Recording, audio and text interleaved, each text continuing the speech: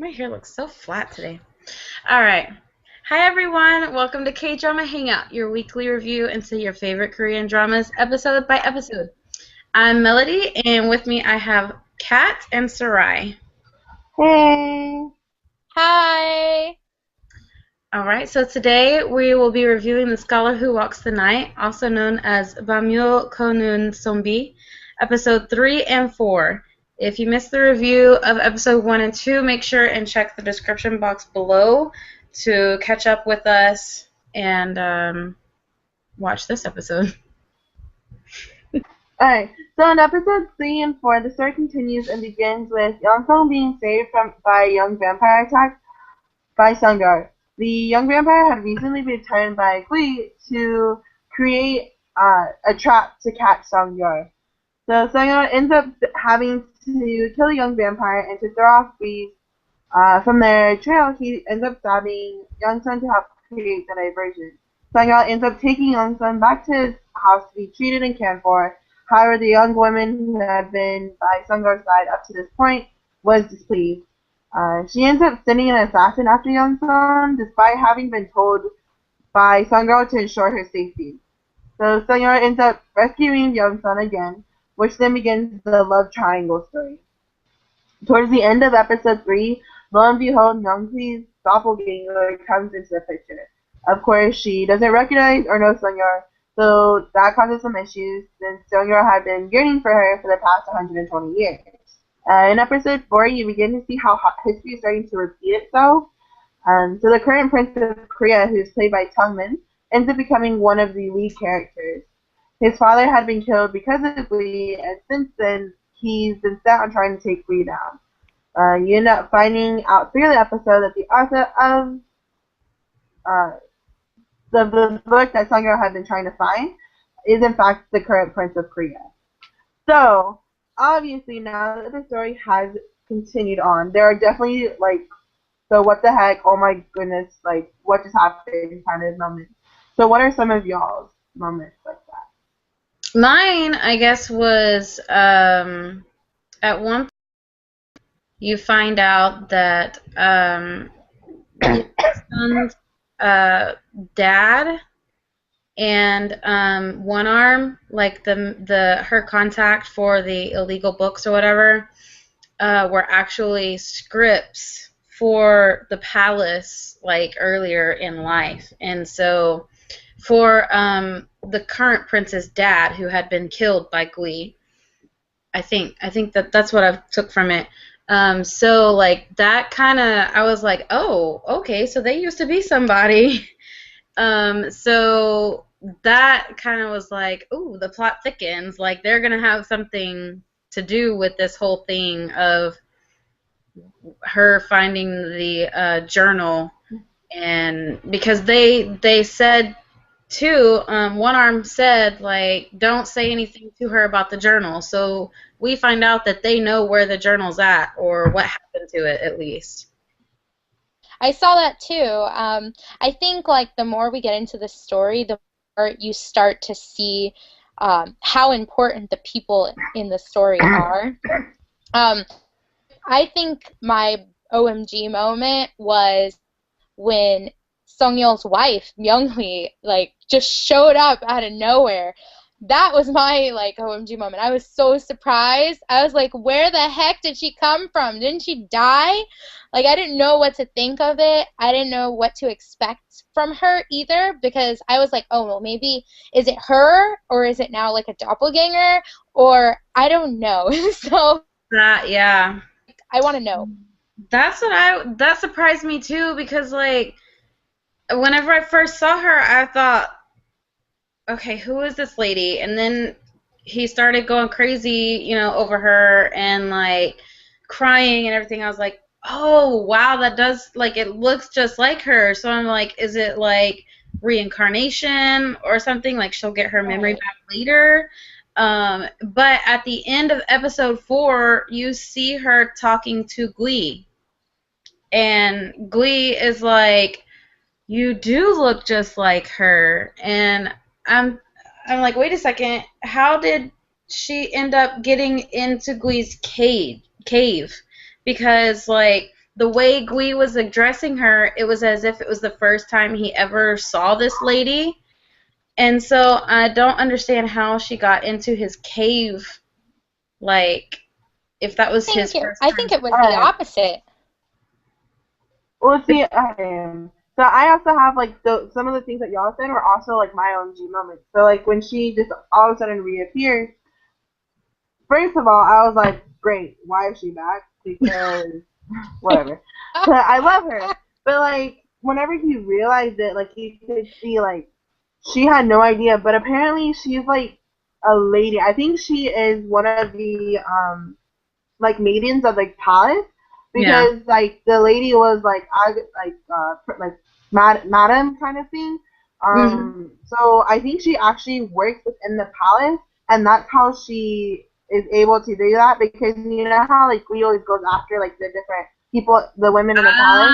I think she's one of those because she was able to do that and Yeah. like so and like she witnessed him like cut like drinking the blood and like getting the blood and stuff like that. So I think she's part of the palace people and she just happened to be brought in newly to where Gui was like, oh, like you look really familiar, like you look Yeah. like her, but I know you're not her because I lit you on fire, kind of So thing. that does make sense because one of the servants that was with her, whenever he was like falling all over her and everything, he said, like, how dare you touch her? Like, how dare you do this? Do you know Yeah, what this is? So that does make sense because they had said in the previous episodes that Gui basically gets his choice of like the uh what am I women of the palace. Yes, like he gets his choice of the concubines and such. So that would make sense, like she's of some sort of status in the palace, and I don't know if somebody like, I guess like reported back to Glee that Sungyeol had like had that reaction in the town, and so he had her brought into his cave maybe, and that's when he was like, oh, you do look exactly like her. Like, maybe I could use you. Oh, I remember my other OMG moment. OMG! Okay, so after he like he saved Yongsan at the beginning of the movie, right? And he had to like stab her. First of all, this chick was passed out, right? And then he stabs her, and she does like the whole like you know where you go like the and like they go like in other normal medical. Okay, anyways, so she does that, and then she just like passes back out. But then he like squeezes her arm to get the blood out to rub on the rabbit, which I was like, damn, you're smart for like being old. And like, I mean, like in the olden times, like you actually have like a lot of immunity. And so I was like, dang, you smart. And then like when he jumped in the water after they did that, he jumped into the water or whatever. But at some point, like she couldn't breathe, so he kissed her to like give Yes! air to her. But then I was like, you're a vampire, which means you can automatically like not breathe. You just have to like close your mouth and shit. So like, what are you blowing into her mouth? Do you breathe in the water and then suck it like what are you blowing into her? Which apparently didn't even help because then he had to do like the whole like fake resuscitation. So I was kissing her once he got back up onto land. So I was like, what was the what? Yeah. That's what I was too. I was like, whenever they were underwater and they started, he kissed her and she like woke up. I literally said out loud, I was like, no, that's not right. Because if I had been passed out and I ended up underwater while I was still passed out, and I woke up underwater from being passed out, the first thing I would do is breathe. Like, I wouldn't know that I was underwater. Exactly. Like you would breathe and you would struggle and You you'd would be like die. flailing your arms like this and try to like push the person down so like you can go up. Like you would be smart about it to save yourself. But no, this Yes, girl was it just would like be all about number one. exactly. I think she was waiting for it, you know? She was waiting for him to give me air. But see, like he's a vampire. I mean, she has to know by now. She was even like, "Are you a vampire?" Pass out. I mean, this is a K-drama. She doesn't know yet. Yeah. They're But not that smart in K-drama land. that is very true. They I don't can't know. figure things out for themselves. But Yeah. yeah, and then whenever they got on land, and I'm like, I thought to myself, start CPR, dude, start CPR. And I thought, wait a second, was that a thing way back then? Like, did they know yet that you Yeah. can do that? And so whenever they started, I was like, okay, yes, they do know that. And then he was just like kissing her, and I was like, he's not even holding her nose. Yes. But I have that So moment like in every drama I watch. They're always just like, and then like the cheeks don't even move. It's just like, let me kiss you, and I'm just like, the heck? That's not how you do They that. made it look very romantic. Like I think that was what they were trying to do. Yes, they were I definitely trying mean, to make it romantic, but I don't know. If I'm coughing up water, then romance is not the first thing that comes to mind. Exactly. Yeah. right. So when recording Korean dramas like this, the directors usually call out a good take by saying print or a bad take by saying NG or no good. Which one would you guys give these two dramas? Melody? I'm a little bit torn, honestly. They were both good, but then again, they both confused me very much. So it's like it's a print, but let's review it before we actually print it. Like it's weird.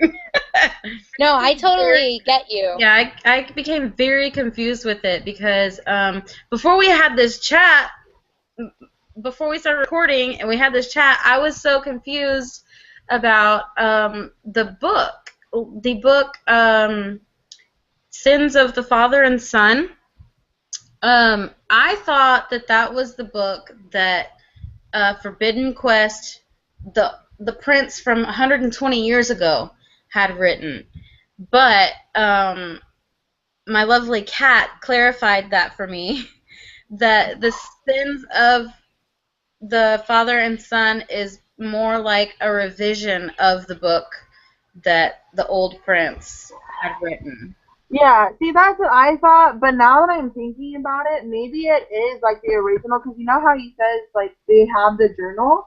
So what if it is just him trying, like, what if it literally is, ow, I just slapped myself in my pillow. Like, what if it actually is history trying to repeat itself? So, like, he found it and he was like, oh, this is still going on, I should share with the world now. Like, what if it's that, so he really is just, like, claiming to be that person? But then I feel really confused because if that is how it is, then why is he looking for him now when he knows? Yeah, now I'm confused again. I'm confused too, because what I thought was that the book that Yang Song found, right, was the copycat from her generation. So, like, The Temptations of Father and Son was written by Forbidden Quest. Forbidden Quest was the prince from 120 years ago. That's what I thought, right? Right. And then there's another person who is claiming to be Forbidden Quest, who is rewriting it. Because even Yang Song said that the book was the same. It looked the same, it had the same thing, but it was a different handwriting. So I'm thinking that it's a copycat. That's Wait, what I'm but thinking. wasn't it the other handwriting when she said that when they were doing the mock thing to try Yeah, and pull that's out what the real Forbidden Quest? So that's what now, now I'm confused. because like I think she noticed that it looked like it on the outside and it was the same paper and everything, but that the handwriting was different. But that was when they had like this fake meeting for the death of the previous prince. Yeah, because they knew that the but Forbidden Quest would go after. I think it also happened before, if I'm not mistaken. Like in episode 3, like when he said, "What was the book that you had in your book bag?" and then Gui had taken the book when he went back to the forest to go get it, and it wasn't there. And then when he was asking her the questions, "Why were you going to give me this book?" Whatever, whatever. I'm almost positive she said it there too, that it was like not the real book, that it was like fake. It was like the handwriting was different, but it looked like the real book. I don't know. I gotta go back and look at it again. I But don't I know. think that's what I saw. But yeah, I don't know. I'm so torn again, like Melody, like you said, with the print and NG this time, because I think episode 3 was very expository. In everything, we were just learning more about what's going on, and there was like not as much action. I think episode 4 had more action just because Myung Hee shows up out of nowhere into the story. So I'm just like dun dun dun, So I think I will give both of them prints. I would do a review on episode 3 just because episode 3 was so expository, but episode 4 I think was a little bit more better. So that's me. What about you, Kat? Okay, so even though I am like extremely confused now that we've talked this through, and I'm questioning everything I thought, I'm still gonna give it a print because I like dramas that make you think. And so I feel like it's giving you your own mystery. So that way it's kind of throwing you off from what the normal plot, like what you would think it would happen. So Very that's true. why I'm gonna give it a print because I feel like the writers are purposefully doing that so that you can kind of be like Glee whenever he's trying to look for them, like you're thrown off the trail, so you don't really expect it. So I'm just gonna go with print and deal with my confusion in life right now. Well, I know that we all have confusion now, but I'm sure while we were watching, we had some predictions about what was going to happen. So does anybody want to call out anything that they think might happen in the next 2 episodes or within the whole show? I do. I think history's gonna completely repeat itself. Like, straight up. Like, I think the prince is gonna end up dying. He's gonna fall in love with Young Sun. Young Sun is gonna have to, like, somehow, like, help him to become human or to keep him being a vampire. And then eventually, through all the torment, she's gonna come back magically later and be like, I'm alive. We can be in love now. That's my prediction in life. Yeah, I feel like, especially with the wife coming back into the picture, like maybe that's how, oh my gosh, the girl, Young Sun? yeah, Youngsung? maybe that's Yeah. how she stays alive. Like she's not the one that dies for him. Is he re-sacrifices the wife? He ends up re-sacrificing the wife so he can be with her, or because in I don't remember if it was episode 3 or 4, and I don't remember who it was that said it was. It was the previous prince, I think, that got killed by Glee, that had been like in the water, the well. Oh, no, that was the Prince current Sadong. prince's dad. The prince's dad. He said he told somebody. Oh, he told Sun Yu. Sangyeong. Yeah, that the secret in killing Gui lies in humans. So I'm wondering if there's some way that he somehow turns back into a human so that he can kill Glee, and then he lives his life with the girl happily and it's a normal life because he's human now. That, or somehow That could he be gets good. turned into a vampire. I don't know. What if, because she's a doppelganger, she's the person that has to be sacrificed to take out Glee? Because she's like an exact doppelganger of someone that, like, Glee didn't kill him per se, but he was kind of holding the knife in episode 2 or 1, and she just kind of like, okay. Yeah. So what if, like, because she's coming back, what if she's the one? Ooh, I'm really excited now. Okay, I have like 3 predictions, I think. Okay, number 1, I kept thinking about the dagger. You know, the Hawthorne dagger, where he like sliced his finger so he could give her the vampire blood and heal her, right? To heal Youngsung in episode 3. Okay, I think that has something to do with killing Gui, or it's like used for something because it weakens like the vampire. He uses the hawthorn knife to kill the little girl that attacked. Exactly. That knife has something to do with it. Maybe it's that knife has to be wielded by a human because Gwee's so strong that the magic of the human wielding it is what kills him or something. I don't know.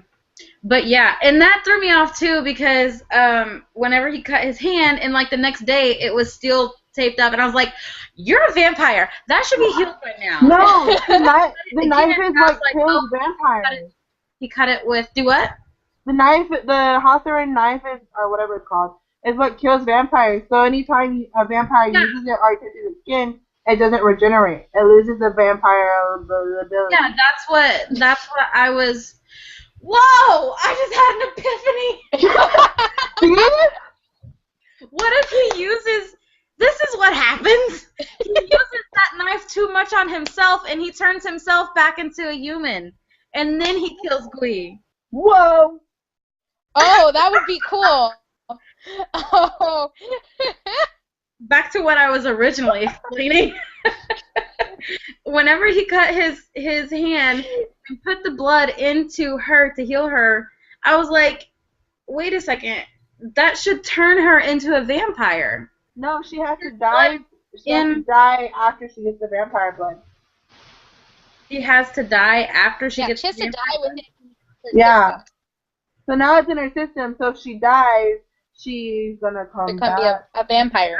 What if they switch places? It's gonna be a really depressing drama now. If what? If they switch places, like he becomes a human and then she becomes a vampire. That would be interesting. Maybe, I don't know, maybe if that happens, there's so little like vampire blood in her that she can just take one cut from the Hawthorne knife and turn back into a human, and then they can live happily ever after. My next prediction was that in episode 3, right, Young Song was telling Song Young, right, about the oh my gosh, the burn thing on the scar on her shoulder, and she was saying that when she was younger she got like attacked by a wild beast or something, or a wild dog. I don't think it was a wild dog. I think it was a vampire. Werewolf. That is my prediction. That it was a werewolf? If there's werewolves in this story, I'm out. That crossed my mind too, though. You think it's a werewolf? Whenever she said a wild dog, I was like... Werewolves, or I felt like it was a vampire. I don't know. That's my prediction. I think it's a vampire. And then there was another... my last and final prediction, I promise.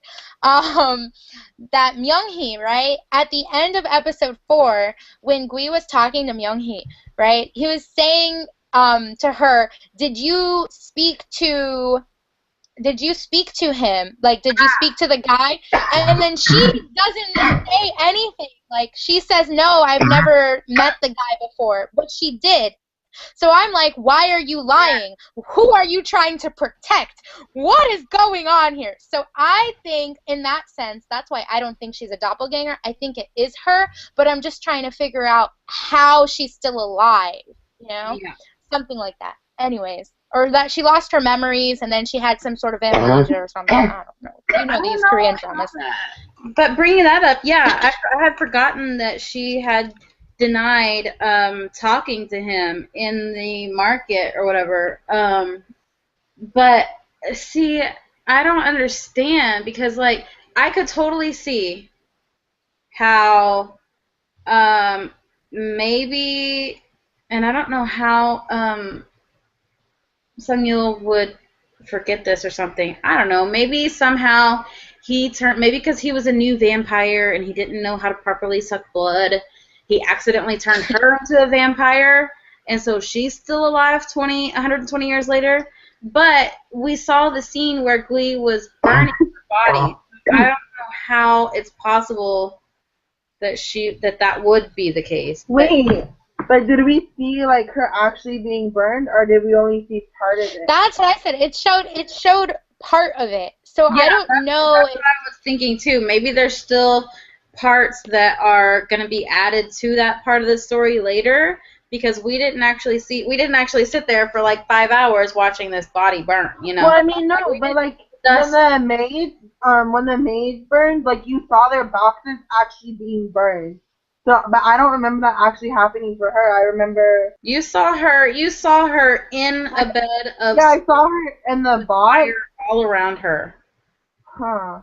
That's it But though. we But didn't she see. didn't We don't know. get We toasted. didn't see her actually on fire. We just saw fire around her. So maybe it's possible that Gui like walks off or something, thinking that the deed is done, and somehow she wakes up and gets out of the fire, and Gui doesn't realize that she didn't burn all the way. I don't know, but maybe that's a possibility too, because she did deny that she had seen him, and it's like, how? Why would you deny seeing someone that you've never met before? You know? Exactly. Exactly. Exactly. That's what I'm saying. I'm so wanting to figure it out. Anyways, This is a good drama. yeah, I know. It gives me a lot of questions, which is good. That's always good about a drama when it gives Hmm. you a lot of questions. So many Yes. possibilities. Well, you guys, that's it for this episode. Thank you guys for tuning in and watching us. Okay, please comment below about what you think. Do you agree with like Kat or Melody or I about what anything we've said? Please, we want to hear what you have to say about these two episodes. And if you have anything to clarify for us, please do. Please Okay. do. Clearly, Again, we're confused. yeah. What's your Clarify our opinion? confusion. Clarify it for us. We need it. Again, if you want to follow any of the reviewers, you will find their links below, okay? So come and hang out with us next week as we review episode 5 and 6. Till then, keep it dramatic. Bye. Make sure to share. Bye. Bye, guys. Bye.